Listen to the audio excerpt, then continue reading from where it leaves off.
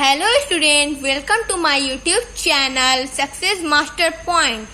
आज की वीडियो में हम लोग कंपनी के लेखे यानी कि कंपनी अकाउंटेंसी शेयर के बारे में पढ़ेंगे कि कंपनी क्या होती है। तो चलिए इसको एक डेफिनेशन के थ्रू समझते हैं। मीनिंग ऑफ कंपनी यानी कि कंपनी का आशय। कंपनी व्यक्तियों की एक ऐच्छिक संस्था है जिसकी पूंजी ऐसे अंशों में विभाजित होती है जिन्हें हस्तांतरित किया जाता है, जो लाभार्जन के लिए बनाई जाती है और जिसका समामेलन कंपनी अधिनियम के अनुसार होता है तथा जिसका उत्तरदायित्व साधारणतः सीमित होता है। सबसे पहले आप लोग ये जान लें, कंपनी विधान द्वारा निर्मित कृत्रिम व्यक्ति है।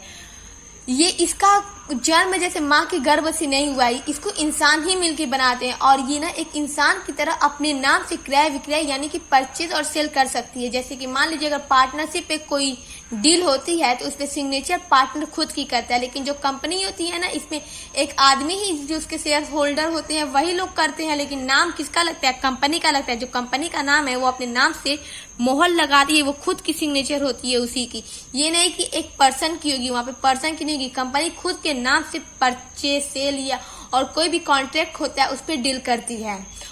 और अगर कंपनी चाहे ना तो एक इंसान की तरह आपके ऊपर केस भी कर सकती है। और जो कंपनी की पूंजी होती है वो अंशों में विभाजित होती है। जब कंपनी ना शेयर इशू करती है मार्केट में तो लोग इसको परचेस करते हैं और कंपनी पूरा पैसा एक बार में नहीं मांगती है।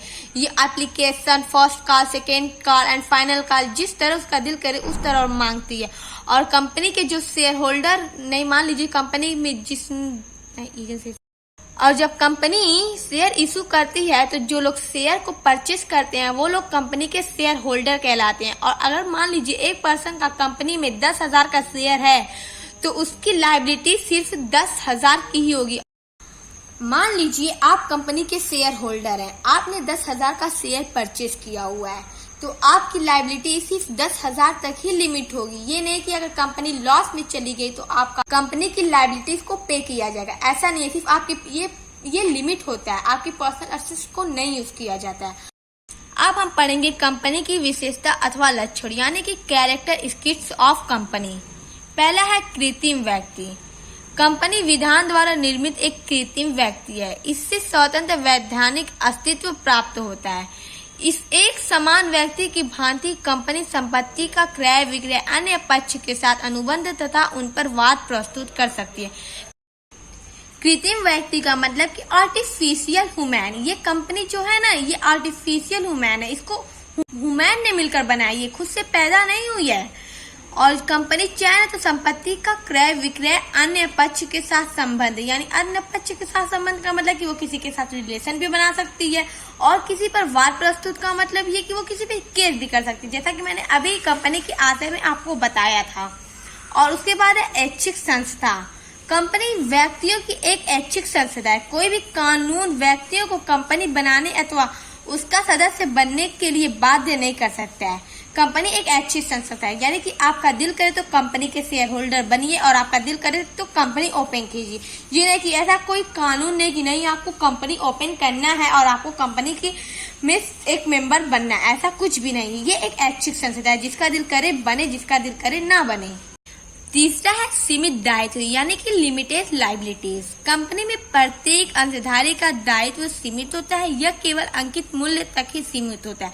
जैसा कि मैंने आपको मीनिंग ऑफ कंपनी में बताया था, आप अगर कंपनी के शेयर होल्डर है और आपने 10,000 का ही शेयर परचेस किया तो आपकी लायबिलिटी सिर्फ 10,000 तक ही होगी। अगर कंपनी लॉस में चली गई तो आपको 10,000 तक का ही आपके ऊपर रिस्पॉन्सिबिलिटी होगा। ये नहीं कि 10,000 से ज्यादा आपके पर्सनल एसेट्स को यूज किया जाए, ऐसा कुछ भी नहीं। इसमें लायबिलिटी लिमिट होती है।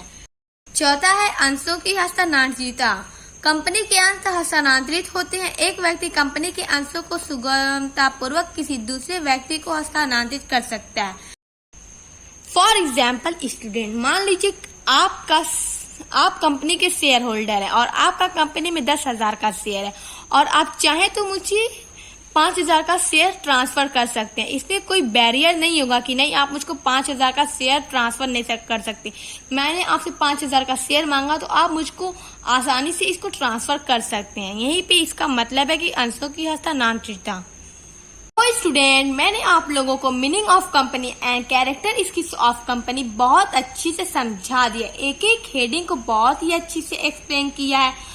अगर आप लोग कॉमर्स के स्टूडेंट हैं तो आपको मेरे चैनल पे कॉमर्स से रिलेटेड हर एक वीडियो मिलेगी, और अगर आप लोग नॉन कॉमर्स स्टूडेंट हैं तब भी आप लोग को मेरे चैनल पे सब वीडियो मिलेगी। अगर आप किसी कंपटीशन की तैयारी करते हैं, इंग्लिश बोलना चाहते हैं, जैसे बहुत लोग होते हैं जिनको ग्रामर समझ में भी आती है लेकिन फिर भी वो इंग्लिश नहीं बोल पाते हैं, और जिनको ग्रामर समझ में नहीं आती वो तो समझिए सोचती है कि मैं तो कभी इंग्लिश बोल ही नहीं सकता। तो ऐसा कुछ भी नहीं है, आप लोग मेरे चैनल से जुड़े रहे और ऐसी ऐसी वीडियो देखेंगे ना तो आप पक्का इंग्लिश बोल लेंगे। सो गाइस, अगर आप मेरे चैनल पे न्यू है तो मेरे चैनल को लाइक, कमेंट, शेयर और सब्सक्राइब कीजिएगा। अब मिलते हैं नेक्स्ट वीडियो में।